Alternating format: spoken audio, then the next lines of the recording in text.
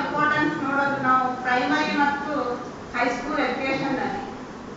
ಈಗ ನಾವು PG education ನಲ್ಲಿ ಇರುವ ಗುರುವಿನ ಪಾತ್ರಕ್ಕಿಂತ ನನಗನ್ಸುತ್ತೆ ಆ ಗುರುವಿನ ಪಾತ್ರ ಬಹಳ ದೊಡ್ಡದು.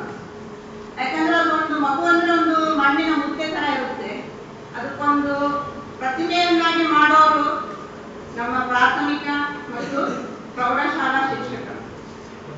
ನೀವು ಮಗುವಿನ ಮೇಲೆ ಟೀಚರ್ ಎಷ್ಟು ಇಂಪ್ರೆಷನ್ ಮಾಡಿರ್ತಾರೆ ಅಂತಂದ್ರೆ, ಅದು ಸ್ಕೂಲಿಗೆ ಹೋದ್ಮೇಲೆ ನಾವು ಏನಾದ್ರೂ ನಿಮ್ಮ ಟೀಚರ್ ಈ ತರ ಸ್ಪೆಲ್ಲಿಂಗ್ ತಪ್ಪಾದ್ರೆ, ಈ ಮ್ಯಾಥ್ಸ್ ಪ್ರಾಬ್ಲಮ್ ತಪ್ಪು ಮಾಡಿದ್ರೆ ಅಂತಂದ್ರೆ ಅವ್ರು ಒಪ್ಪೋದಿಲ್ಲ ಮಕ್ಕಳು. ಇಲ್ಲ ನಮ್ಮ ಟೀಚರ್ ಹೇಳಿದ್ದಾರೆ ಕರೆಕ್ಟ್ ಆಗೇ ಇದೆ ಅಂತ ಹೇಳ್ತಾರೆ. ಅಂದ್ರೆ ಏನಾಗುತ್ತೆ, ಗುರು ತಾಯಿಯ ಸ್ಥಾನಕ್ಕಿಂತ ಮೇಲೆ ಹೋಗ್ತಾರ.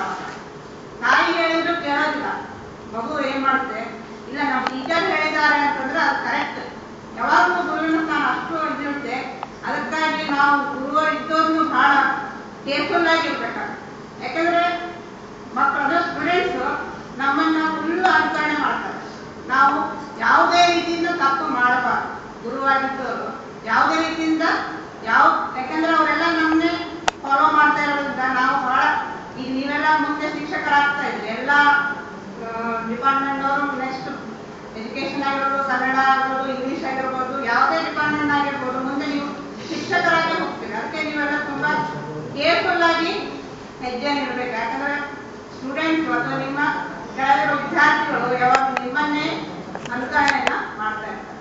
ಅದಕ್ಕೆ ಗುರುವಿನ ಸ್ಥಾನ ನಾವು ಬಹಳ, ಇದು ಪುರಾಣದಲ್ಲೂ ಹೇಳಿದ್ರು, ಎಲ್ಲ ದ್ರೋಣಾಚಾರ್ಯ ಏಕಲವ್ಯ ಹೇಳಿದ್ರು, ಗುರು ಬ್ರಹ್ಮ ಗುರು ವಿಷ್ಣು ಅಂತ ಎಲ್ಲ ಗೊತ್ತಿದೆ ನಮ್ಗೆ.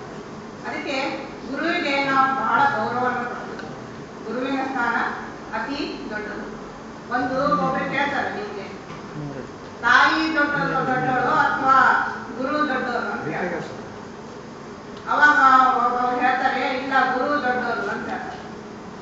ಯಾಕೆ ಅಂತ ಕೇಳಿದಾಗ, ಒಬ್ಬ ತಾಯಿ ಮಗುನ್ ಮಲಗಿಸ್ಬೇಕಾದ್ರೆ ಎಷ್ಟು ಕಷ್ಟಪಡ್ತಾಳೆ, ಹಾಡ ಹಾಡ್ತಾಳೆ, ಎಲ್ಲ ಮಾಡ್ತಾಳೆ. ಆದ್ರೆ ಒಬ್ಬ ಗುರು 10 ನಿಮಿಷ ಕ್ಲಾಸ್ ತಗೊಂಡಿರಿ, ಕ್ಲಾಸಿಗೆ ಮಾಡ್ಬಿಡ್ತಾರೆ. ಆ ತರ